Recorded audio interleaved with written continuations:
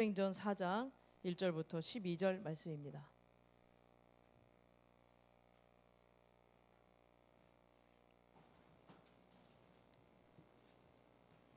사도행전 4장 1절부터 12절 말씀 교독하겠습니다. 사도들이 백성에게 말할 때 제사장들과 성전 맡은 자와 사두개인들이 이르러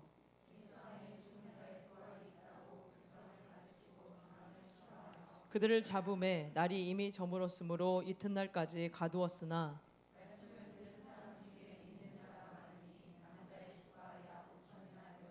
이튿날 관리들과 장로들과 서기관들이 예루살렘에 모였는데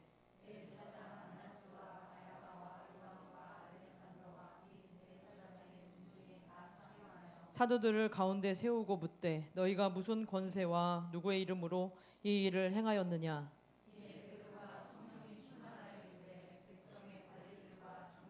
만일 병자에게 행한 착한 일에 대하여 이 사람이 어떻게 구원을 받았느냐고 오늘 우리에게 질문한다면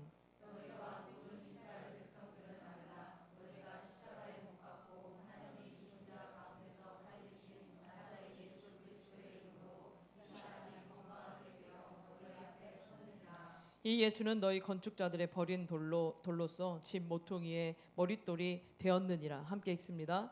다른 이로서는 구원을 받을 수 없나니 천하 사람 중에 구원을 받을 만한 다른 이름을 우리에게 주신 일이 없음이라 하였더라. 아멘. 사도행전 12번째 무슨 권세와 누구의 이름으로 라는 제목으로 말씀 전해 주시겠습니다.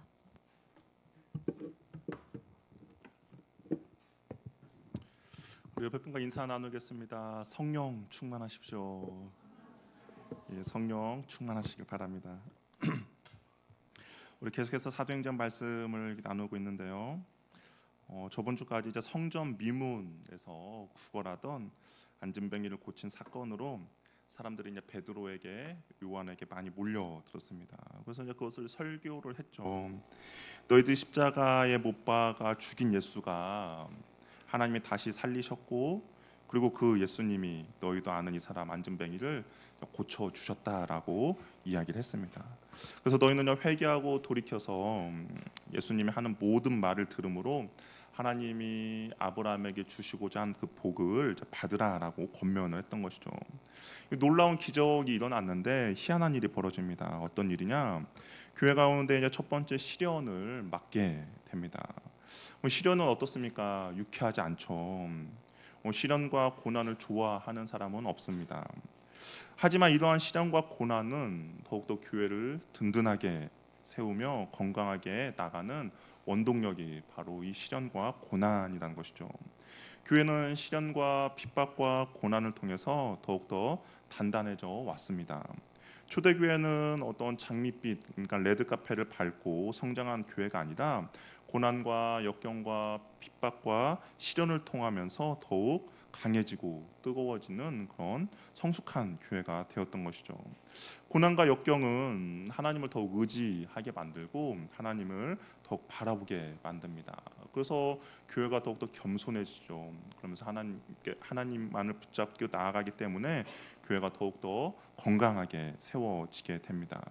은혜가 있는 곳에는 항상 사단의 유혹과 공격이 있습니다. 두렵게 하고 무섭게 하고 주저하게 하며 절망하게 만듭니다. 한참 은혜를 받고 변화하려고 할 때 사역이 정말 잘 이루어질 때 교회가 부흥할 때 사단은 가만히 있지 않고 그 교회를 무너뜨리려고 하는 것이죠. 그래서 우리는 항상 기도와 말씀으로 잘 준비하고 잘 세워져 있어야만이 이 사단의 공격 가운데 우리가 무너지지 않고 넘어지지 않고 잘 견딜 수 있다라는 것이죠. 오늘 첫 번째 교회 가운데 그런 시련이 찾아왔어요. 이 베드로와 요한이 사람에게 설교하는 것을 너무나도 싫어하는 사람들이 있었습니다. 우리 1절 2절 말씀 한번 같이 읽어보도록 하겠습니다. 같이 한번 읽어볼게요. 시작.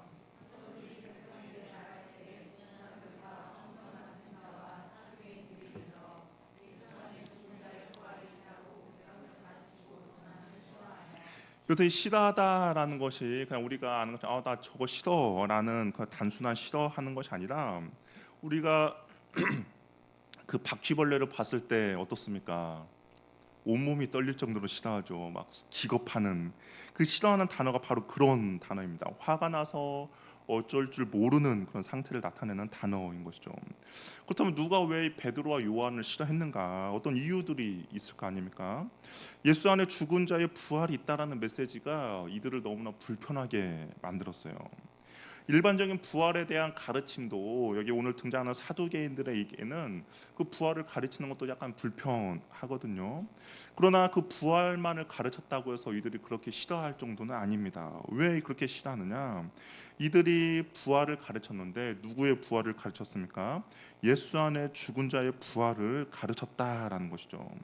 이 예수라는 사람이 누굽니까? 자신들이 하나님의 저주를 받은 그런 사람이라고 치부했고, 그리고 그 예수를 공개적으로 처형한 그 예수 안에 부활이 있다라고 가르치니까 이들이 너무나도 싫어했다라는 것이죠.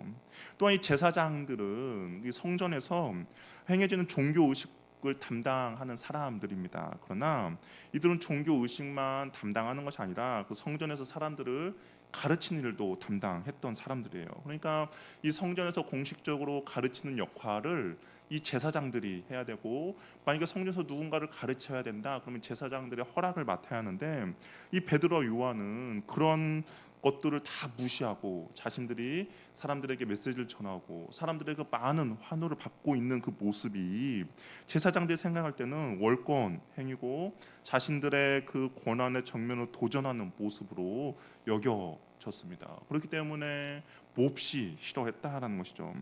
그래서 싫어함을 이제 어떻게 나타내느냐? 3절에 보니까 베드로와 요한을 가두게 됩니다.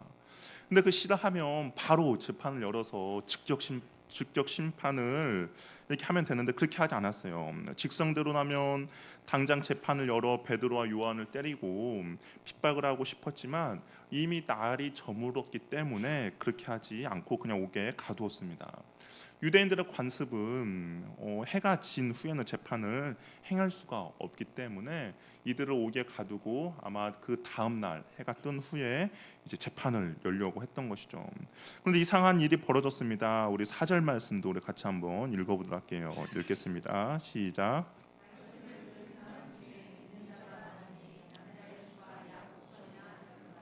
그러니까 메시지를 전한 사람들은 옥에 갇혀 있어요. 그런데 그 갇혀 있는 동안에도 그 낮에 베드로와 요한이 전한 말씀의 그 씨앗들이 열매를 맺어 남자들만 5천 명이 예수를 믿었다라고 이야기를 하고 있습니다. 아마 여자와 어린 아이까지 합치면 숫자는 더 많아지겠죠. 말씀을 전하는 말씀을 전하는 자는 사라졌지만 하나님의 말씀을 듣는 사람들 마음 가운데 그 복음은 여전히 남겨져 있는 것이죠. 이것이 바로 말씀의 능력이라는 겁니다. 말씀을 들을 때 참 신앙이 자라게 되는 것이죠. 우리가 전한 예수 그리스도의 복음은 사라지지 않는다라는 겁니다. 혹시 여러분이 누군가에게 어떤 복음을 전했을 때, 그 예수 그리스도 전했을 때 아무런 반응이 없다라고 생각될 수가 있어요. 이걸 전함이 과연 무슨 소용이 있나라고 낙심되고 좌절될 수도 있습니다. 그러나 그 하나님의 말씀의 복음은 절대 사라지지 않는다라는 것이죠. 그 사람의 마음 가운데 뿌리를 내리고 자라며 결국에는 열매를 맺게 된다라는 겁니다. 그렇기 때문에 우리가 말씀을 전함에 있어서, 복음을 전함에 있어서 절대로 실망하지 마시기 바랍니다. 하나님께서 반드시 그 말씀의 열매를 분명히 맺게 하실 것입니다. 다음날 사내들인 공회가 베드로와 요한을 신문하기 위해서 모였습니다. 5절에서 7절을 보니까 이튿날 관리들과 장로들, 서기관들이 다 모였고요.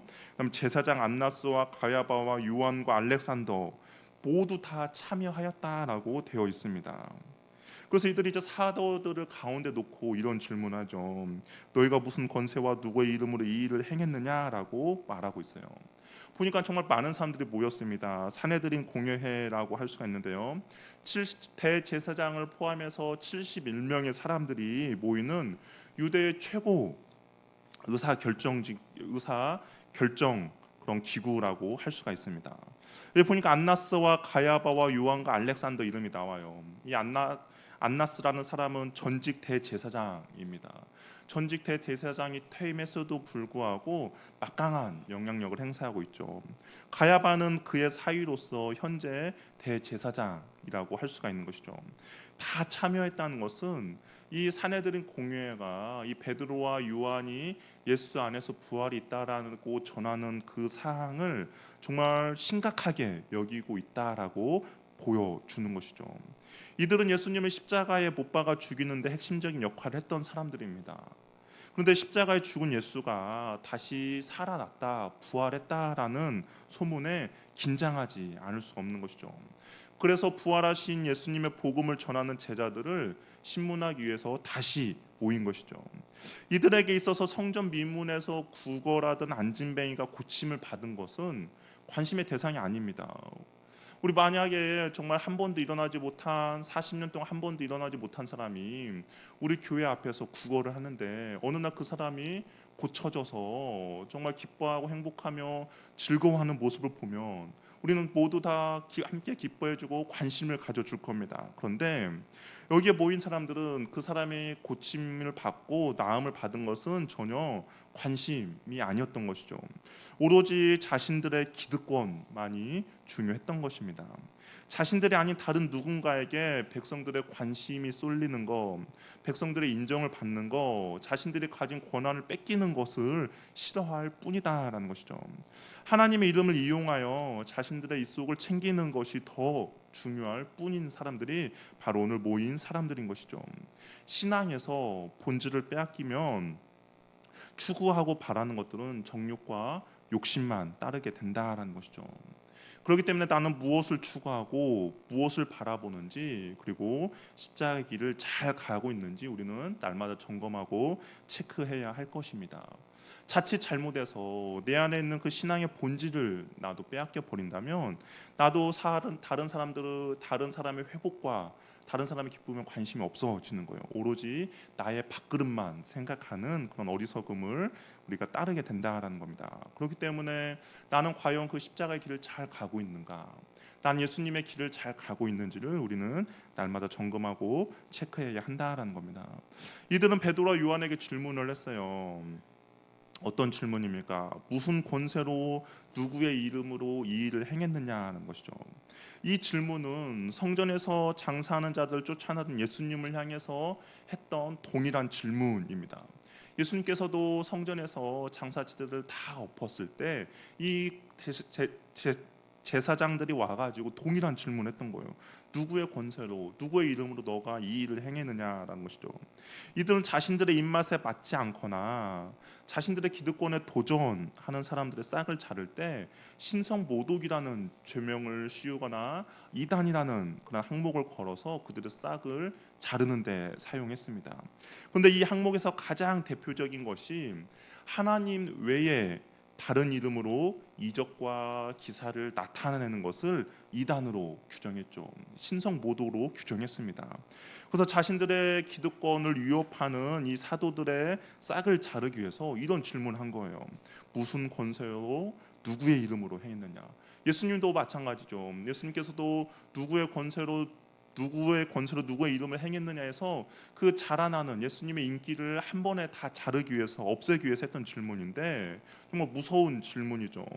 이들은 하나님 외에 다른 이름으로 이 일을 행했다라는 것을 아마 나오기를 바랬을 것입니다. 그러니까 미리 그물을 쳐놓고 그 그물 안에 가두기 위한 질문이었어요.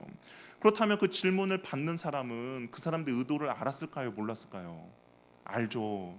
사람이라면 이들이 왜 이런 질문을 했는가 알 겁니다.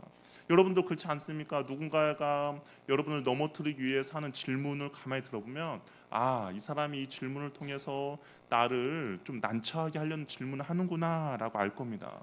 아마 베드로와 요한도 알 거예요. 그런데 이 베드로와 요한이 뭐라고 대답했습니까? 우리 10절 말씀 같이 한번 읽어보도록 하겠습니다. 같이 한번 읽어볼게요. 시작.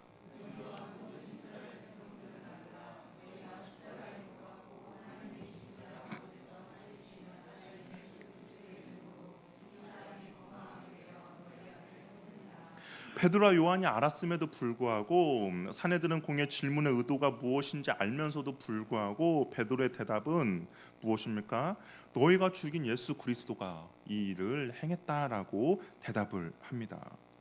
예수님이 십자가에 달리시기 전에 베드로 모습과 전혀 다르죠. 대제사장 뜰에서 여 계집종이 너도 예수와 한패지라는 질문 앞에 나는 전혀 모른다라고 하면서 저주하고 발뺌을 뺐다면 종교 지도자들이 모두 모인 사내들인 공회 가운데 베드로는 담대히 예수 그리스도의 이름으로 이 일을 행했다라고 대답하고 있습니다. 그때와 지금의 베드로의 모습이 뭐가 달랐습니까? 뭐 나이가 더 먹은 것이 달라졌습니까? 아니에요. 8절에 보니까 그 해답이 나오는데요. 베드로가 성령이 충만했다라고 이야기를 하고 있는 것이죠. 성령께서 우리의 인생에 따라 그때그때 필요한 능력과 지혜를 허락해 주신다라는 것이죠. 이 베드로는 성령의 충만함으로 지금 성령의 인도함을 받고 있다라는 겁니다. 말은 우리의 영혼의 상태를 드러내죠. 나의 상태가 어떠하냐에 따라서 가시돋친 말이 나올 수도 있고 사랑의 언어가 나올 수도 있습니다. 우리 피곤하고 짜증날 때는 어떻습니까? 언어가 달라지죠. 종교 지도자들은 시기심과 분노와 두려움이 충만해서 정말 거친 질문을 했다면 베드로는 성령이 충만해서 하나님의 언어를 사용하고 있다라는 것입니다. 나의 일상의 대화가 어떠한지를 보면 성령이 충만한지 아니면 시기와 분노와 마음이 가득한지를 미움이 가득한지를 알 수 있는 것이죠. 성령의 사람은 성령의 인도함을 받기 때문에 성령의 언어를 사용한다라는 겁니다. 사내들은 최고의 지도자들 앞에서 베드로는 주눅이 들지 않았어요. 자신의 목숨을 부지하기 위해 예수님을 부인하던 베드로의 모습은 온데간데 없습니다. 예수님께서 누가복음에서 이런 말씀을 하셨는데요. 누가복음 12장 11절에서 12절 말씀 우리 같이 한번 읽어보도록 하겠습니다. 같이 한번 읽겠습니다. 시작. 회당이나 유정자나 권세 있는 자 앞에 끌고 가거든 어떻게 무엇으로 대답하며 무엇으로 말할까 염려하지 말라. 마땅히 할 말을 성령이 곧 그때에 너희에게 가르치시리라. 하나님의 사람에게는 성령님이 항상 함께 하셔서 힘든 상황에서도 대답할 말을 그의 안에 담아 주신다라고 이야기를 하고 있습니다. 성령께서 할 말을 가르친다라는 것은 성령께서 그 자리에 나와 함께 하신다라는 증거인 것이죠. 뭐 멀리 있는데 내가 어떻게 무슨 할 말을 생각나게 해주시는 건 아니지 않습니까? 내가 할 말을 생각나게 해주신다는 것은 성령이 그 자리에 나와 함께 하신다는 증거입니다. 그 공간 가운데 그 시간 가운데 하나님이 나를 지켜주시고 보호해 주신다라는 것이죠. 두려워하지 말고 내 안에 계신 성령을 우리가 의지할 때 성령께서 우리를 보호해 주시고 인도해 주신다라는 겁니다. 내가 할 말이 생각난다는 것은 그 시간 주님께서 나를 지켜주시고 보호하여 주시고 인도해 주신다라는 그런 하나님의 약속임을 우리는 기억하시기를 바랍니다. 베드로는 이어서 이 일이 병자에게 한 일인데 착한 일이라고 선포를 해요. 9절에 보니까 만일 병자에게 행한 착한 일, 그렇죠? 그 거기에 모인 사내들인 사람들은 무슨 권세 누구의 이름으로 이 일을 행했느냐? 한마디로 베드로와 요한을 이단으로 신성 모독으로 그들 잡아 넣으려고 했는데 어떻게 보면 그들이 볼 때 이 일은 악한 일이잖아요. 근데 베드로는 뭐라고 이야기하냐? 이 일은 착한 일이다라고 이야기를 합니다. 어떤 이유가 됐든지 베드로가 이 병자가 나은 것은 착한 일이라고 이야기하는 것이죠. 하나님이 보시기에 원한 일, 하나님이 보시기에 바라던 일, 착한 일이라며 좋은 일이라고 이야기를 하고 있다라는 겁니다. 사람의 시각과 하나님의 시각은 분명히 다릅니다. 우리는 눈에 보이는 대로 나의 생각대로 우리가 쉽게 판단을 하는 것이죠. 그러나 하나님은 그렇지 않다라는 겁니다. 이 사내들의 공회에 모인 사람들은 이 일은 악한 일이었어요. 옳지 않는 일이었습니다. 그러나 하나님은 그 일을 옳은 일, 착한 일이라고 결론을 내어 주시는 것이죠. 마리아가 옥합을 깨트렸을 때 제자들, 특히 가룟 유다는 뭐라고 했습니까? 낭비라고 했어요. 그러나 예수님은 이 마리아의 행동을 어떻게 했습니까? 칭찬하셨습니다. 사람들은 자신의 생각으로 다른 사람을 판단하고 정죄하지만 예수님은 그 마음의 동기를 보시는 것이죠. 사람들은 결과로 모든 것들을 판단하지만 하나님 그 마음의 동기와 과정을 함께 보신다라는 겁니다. 어떻게 보면 결론이 안 좋을 수도 있어요. 결과가 사람들이 원하는 결과가 나오지 않을 수도 있습니다. 그러나 그 과정 가운데 그 동기가 무엇이냐에 따라서 하나님은 그 일이 착한 일인지 좋은 일인지 악한 일인지 그렇게 판단하신다라는 것이죠. 한 영혼을 불쌍히 여겨서 예수의 이름으로 고친 일은 하나님이 보시기에 착한 일이었던 것입니다. 이어서 베드로는 종교 지도자들의 질문을 정정해줘요. 종교 지도자들은 무슨 권세와 누구의 이름으로 이 일을 행했느냐라고 물었는데 베드로는 그 질문을 이렇게 바꿉니다. 이 사람이 어떻게 구원을 받았느냐고 물어야 한다고 바꾸어 대답하는 것이죠. 그렇죠? 9절에 보니까 이 사람이 어떻게 구원을 받았느냐고 오늘 우리에게 질문을 한다면이라고 이야기하고 있습니다. 이게 하나님의 관심은 한 영혼의 회복에 있다라는 것이죠.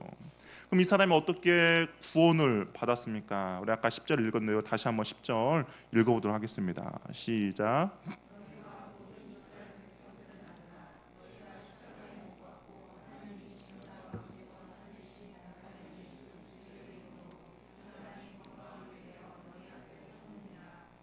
예수로 인하여서 이 일이 벌어졌다라고 이야기를 하고 있는 것이죠. 대제사장과 성전의 관계자들이 나사렛 예수 그리스도를 죽였으나 그분은 다시 살아나셔서 지금도 그 능력을 발휘하고 계심을 이야기를 하고 있습니다. 그러면서 베드로가 어떤 시편의 말씀을 인용해서 계속 이야기를 계속 그 답변을 하고 있는데요. 이것은 시편 118편 22절의 말씀을 인용을 한 건데 모퉁이 돌 대신 모퉁이 돌이신 예수님이 모퉁이의 머릿돌이 되셨음을 선포합니다. 우리 11절 말씀도 같이 한번 읽어볼게요. 시작. 너희 건축자들의 버린 돌로서 진 모퉁이의 머릿돌이 되었느니라. 건축물은 성전입니다. 그리고 건축자는 성전 지도자들을 가리키는 것이죠. 건축자들은 건축 자재가 정말 좋은 것을 사용해야죠. 집을 지음에 있어서 이 건축자들은 그런 안목이 있어야 합니다. 그런데 이 건축자들, 그러니까 성전 지도자들은 율법과 이스라엘 종교 지도자들은 예수라는 그런 모퉁이 돌을 버렸다라고 이야기하는 거죠. 자신들이 생각할 때 이 모퉁이 돌이 형편없어 보이는 것이죠.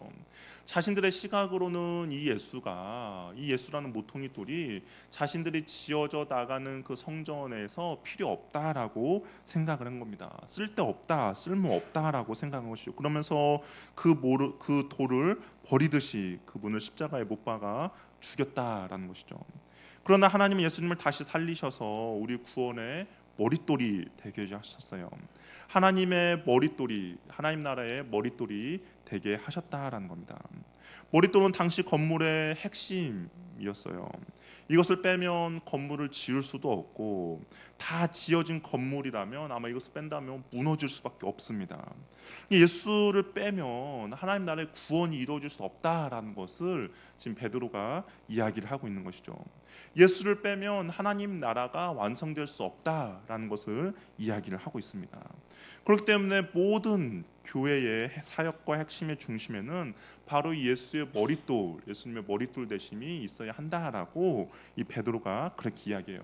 그러면서 이 12절 말씀 우리는 많이 암송하고 있죠. 이 12절의 말씀이 그냥 구원만을 가리키는 말씀이 아니라 전체적 맥락을 봤을 때 그런 상황에서 나온 말씀입니다. 우리 12절 말씀 한번 같이 읽어보도록 할게요. 시작.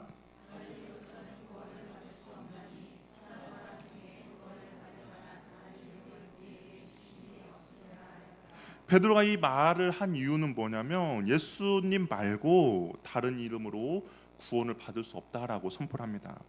하나님이 구원을 받을 만한 다른 이름을 주신 일이 없다라고 이야기를 하는 것이죠. 당시 종교 지도자들, 예수의 머릿돌을 버린 사람들은 율법을 잘 지키면 그것이 마치 구원을 보장한다라고 생각을 했어요. 자신들의 혈통이 아브라함의 자손이라면 저절로 구원을 받는다라고 생각을 했습니다. 그리고 율법을 가르치는 제사장들 그리고 서기관들은 자신들이 하나님 나라의 전문가임을 자처했습니다. 하나님의 대리인을 자처했어요. 그렇기 때문에 자신들의 말을 잘 듣고 자신들이 세운 규칙을 잘 지키고 자신들이 내놓은 어떤 것들을 잘 순종하며 나가면 이들은 마치 자신들이 구원을 줄 수 있다라고 생각하는 사람들이었습니다. 자신들의 행위나 혈통으로 얻어지는 것이 구원이다라고 생각을 했는데 베드로는 아니다. 예수만이 구원의 길이 될 수 있다라고 이야기를 하고 있는 것이죠. 유대교 지도자들은 구원을 자신들의 전유물로 여겼습니다. 자신들의 뜻에 따라야만 구원을 얻을 수 있다라고 생각을 했어요. 또 그 구원도 자신들이 나누어 줄 수 있다라고 생각했습니다. 이방인이더라도 자신들의 그 바운더리 안에 들어올 수 있는 것들을 자신들이 스스로 정할 수도 있고 그들을 배제할 수도 있다라고 생각을 한 것이죠. 그러나 베드로는 그들을 향해서 예수 아닌 그 누구도 예수 아닌 그 누구 안에도 구원이 없다라고 선포하고 있는 것이죠. 예수님도 요한복음 14장 6절에서 이렇게 고백했습니다. 우리 한번 14장 6절 말씀 읽어보도록 할게요. 시작. 진리요 생명이니 나로 말미암지 않고는 아버지께로 올 자가 없느니라. 구원의 길은 오직 예수님께만 있다라는 겁니다. 예수님을 통해서만 하나님께로 나아갈 수가 있는 것이죠. 이것이 하나님 나라의 법칙입니다. 하나님 나라에 들어가기 위해서는 하나님이 정하신 규칙과 법도를 따라야 하는 것이죠. 하나님은 예수님을 통해서만 하나님 나라에 갈 수 있도록 규칙을 정하셨어요. 우리가 아무리 이런저런 합리적인 이유를 만들고 그럴싸한 규칙을 우리가 정하더라도 하나님이 정하신 규칙이 아니다면 절대로 하나님 나라에 갈 수가 없다라는 겁니다. 우리가 만약에 미국을 간다 할 때 미국에서 정해놓은 입국 시에 정해놓은 절차들이 있습니다. 입국을 할 때 미국에서 정해놓은 미국 나라의 법이 있죠. 그것을 따라야만이 우리가 미국에 온전히 들어갈 수가 있습니다. 그런데 아무리 미국에 관련된 어떤 전문가가 나와서 이렇고 저렇고 이런저런 이야기를 하더라도 아무리 우리나라에서 미국에 들어가기 위해서는 우리나라 법에 아무리 충실을 하더라도 어떻습니까? 미국에서 정한 그 규칙을 지키지 않는다면 어느 누구도 미국에 입국할 수 없는 것처럼 입국 절차를 충족시키지 못하면 입국할 수가 없는 것처럼 하나님의 나라의 법도 마찬가지죠. 아무리 하나님 나라에 대한 전문가가 나타나서 하나님 나라는 이런 거야, 하나님 나라는 이래라고 이야기를 하더라도 하나님이 정해놓은 규칙과 그 법규를 지키지 않으면 우리는 어떻게 하더라도 하나님 나라에 들어갈 수 없다라는 겁니다. 왜냐하면 하나님은 하나님 나라에 들어갈 수 있는 유일한 방법을 예수로 정해놓았기 때문인 것이죠. 10년, 20년의 종교 생활이 우리의 구원을 보장하지 않습니다. 우리의 구원은 예수님이 내 삶의 중심에 있느냐라는 것이죠. 예수님의 삶의 기초로 우리가 살아가고 있느냐라는 겁니다. 예수님을 사랑하느냐가 우리가 하나님 나라에 가지 못하느냐는 것이죠. 우리가 예수님을 섬김에 있어서 어떤 남는 시간을 그냥 드리는 신앙으로 신앙생활을 하고 있느냐, 종교 생활을 하고 있느냐가 아니라 정말 나에게 있어서 가장 소중하고 가장 드리기 좋은 시간을 드리며 신앙생활을 하고 있느냐가 우리가 하나님 나라에 갈 수 있느냐 갈 수 없느냐를 보여주고 있다라는 것이죠.